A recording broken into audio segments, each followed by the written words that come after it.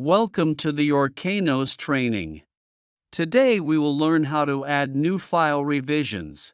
The purpose of adding file revision in the document control is to allow the user to make any document control changes that require approval or moderation. There are two ways to add file revisions. One is done manually, and another is done automatically. First, we will see how to do it automatically. To upload the file revision automatically, in the Document Control project, select DMS Workspace, Work Item, or Folder. Then drag and drop the files in the Import Documents section, and it will be uploaded successfully. Let us see it. You can select one or multiple files of different file formats and drag and drop them across that Import Documents section. User can enter the change description and save it. The file name must be unique. A duplicate file name will not be allowed.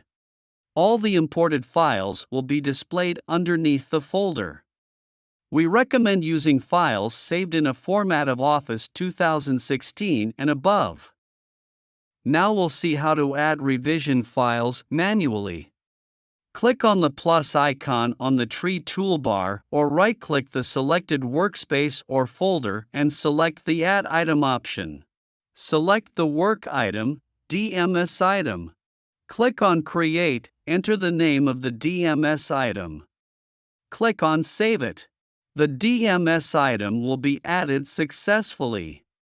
Now scroll beneath it, and in the Revisions section, add the required revision file. Users can drag and drop the file in this section and select it from the local system.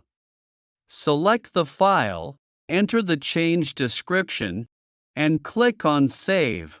The revision file will be added successfully. After the revision is added, the Start Routing button will be displayed. Thank you.